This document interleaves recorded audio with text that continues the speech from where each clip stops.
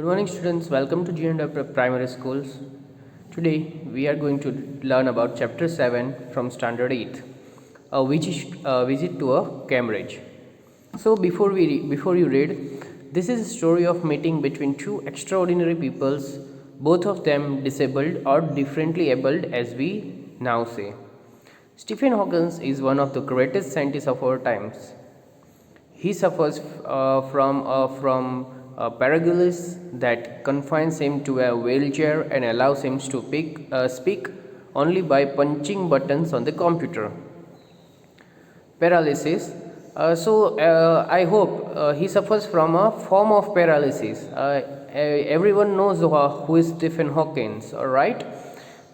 He was paralyzed person, but he could only speak only by punching the buttons on the computer, which speaks for him in the machine like voice.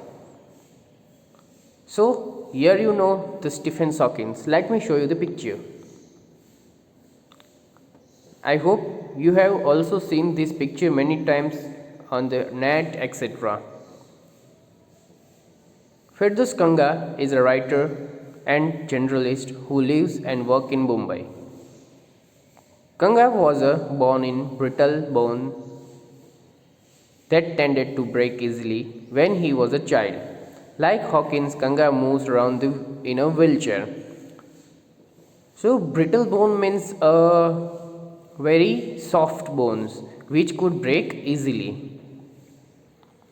The two great men exchanged thoughts on what it means to live life in a wheelchair and on how they can call a normal people react to a disabled. Cambridge was my metaphor for England.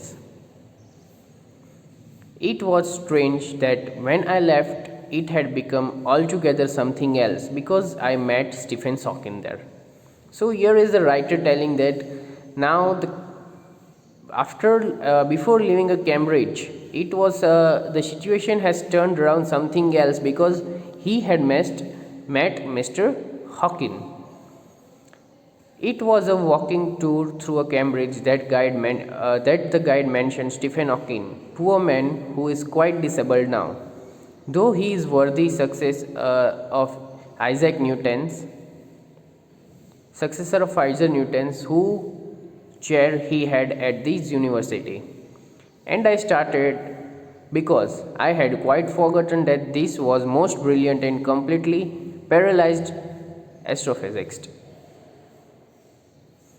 So, what is the meaning of astrophysics? Scholar of astrophysics, branch of physics dealing with stars and planets.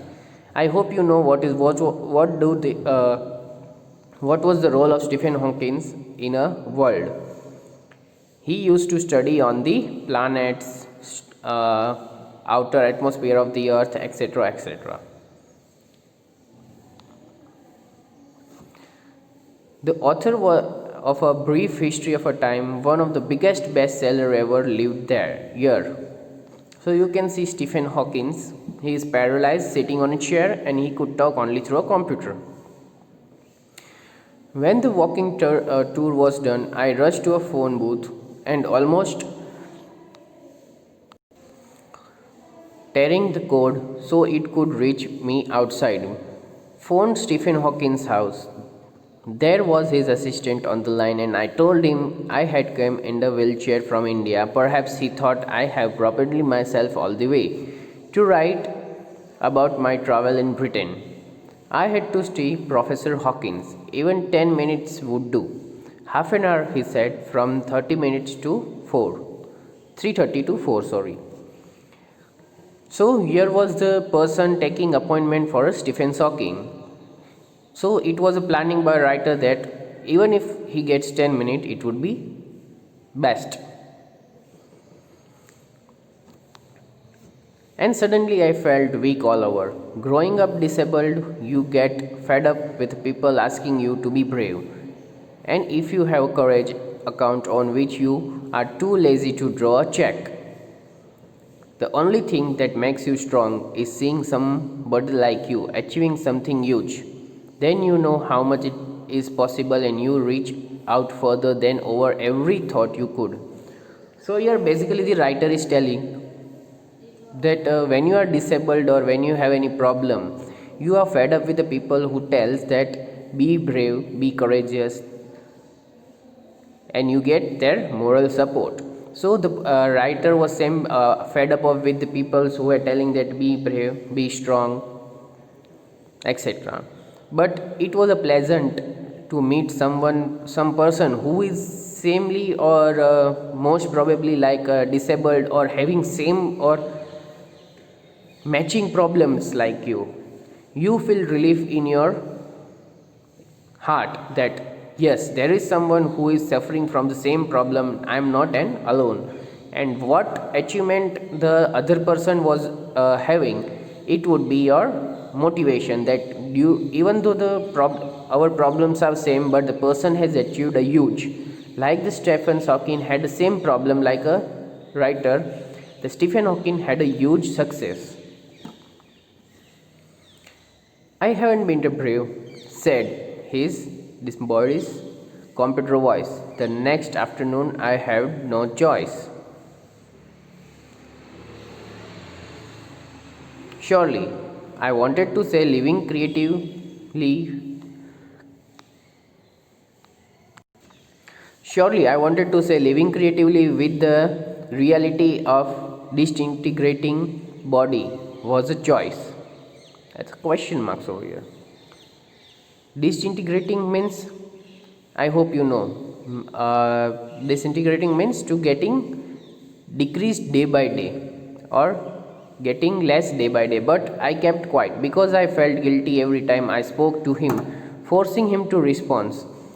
There he was, tapping at the little switch in his hand, trying to find words on his computer with the only bite of movement left to him, his long pale finger. Every so often his eyes would shut in frustration and exhaustions, and sitting opposite him I could feel the mind I feel I could feel his anguish, the mind buoyant with thoughts that came out into frozen phrase and sentence tips a cropsis. Buoyant is intensively active and vibrant. A lot of people seems to think that disabled peoples are chronically unhappy. I know that that's not true myself. Are you often laughing inside? That's a question. About 3 minutes later, he responds, I find it amusing when people patronize me.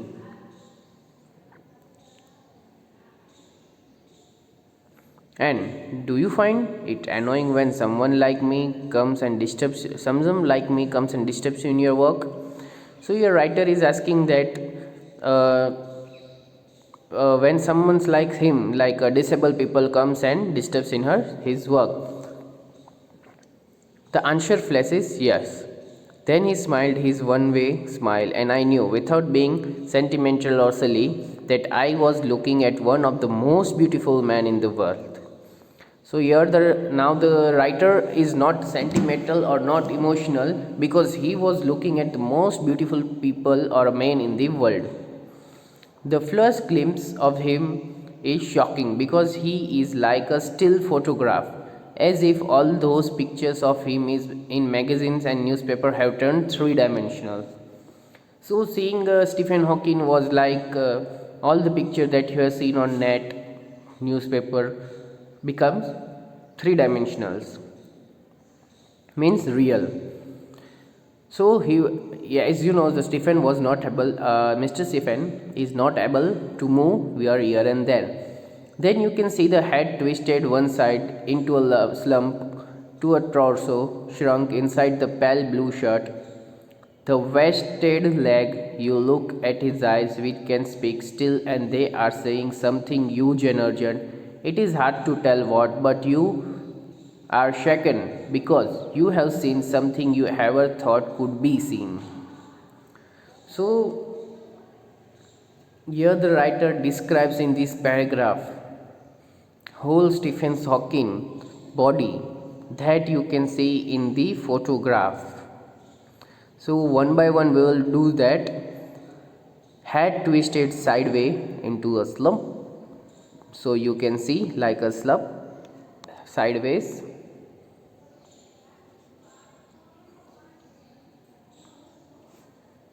The torso shrinks into pale blue shirt. The vested leg you can look at his eyes which can speak. So here is the whole how the writer describes the Stephen Hawking. Before you like a Latin whose walls are worn so thin you glimpse only the little inside is the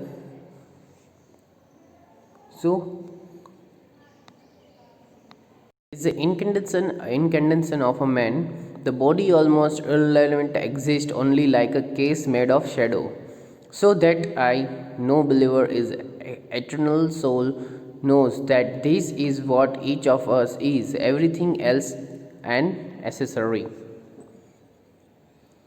What do you think is the best thing about being disabled? I asked him earlier. I don't think there is anything good about being disabled. I think I said, you discover how much kindness there is in the world. Yes, he said. It was a disadvantage of his voice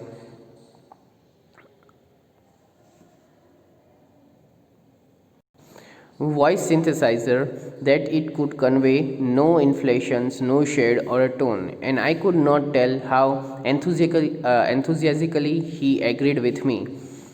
Every time I shifted my chair or turned my wrist to watch the time, I wanted to make every one of our 30 minutes count. I felt a huge relief and exhilaration at the possibility on my body. How little it matters then I could where I would never walk or even stand. So yes, the writer is telling that how would it feel when you know that you are not able to walk or not able to stand for a whole life.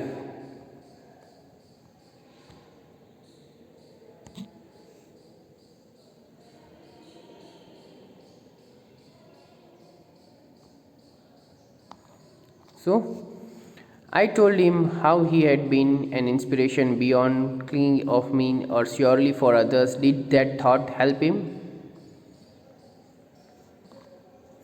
No, he said, and I thought how foolish I was to ask. When your body when your body is claustrophobic room and the walls are growing narrow day by day, it doesn't do much good to know that there are the people outside smiling and with admirations to see you breathing still. Admiration to breathing still. Is there any advice you can give disabled people something that might help make life better? They should concentrate on what they are good at. I think things like the Disabled Olympics are a waste of time.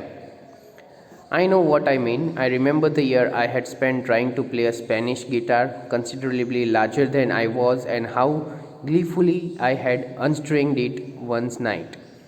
The half hour was up. I think I have annoyed you enough, I said, grinning. Thank you for. Stay, I waited. Have some tea. I can show you the garden.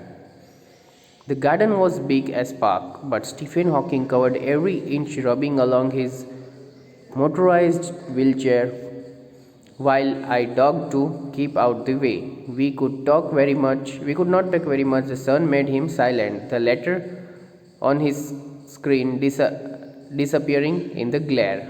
So here is the writer you can see now and the pic. An hour later, we were ready to leave. I did not know what to do. I could not kiss him or cry. I touched his shoulder and wheeled out into the summer evening. I looked back and I knew he was waving, though he wasn't. And watching him an embodiment of my bravest self, that one I was moving towards, the one I had believed in far in for so many years alone, I knew that my journey was over for now. So here is the whole chapter about the visit of Cambridge by Firdaus sorry, those for a heaven of from a heaven on will. So heaven of will means Stephen Hawking, a huge personality everyone knows. If any doubt, students, we will resolve at school reopens. Thank you.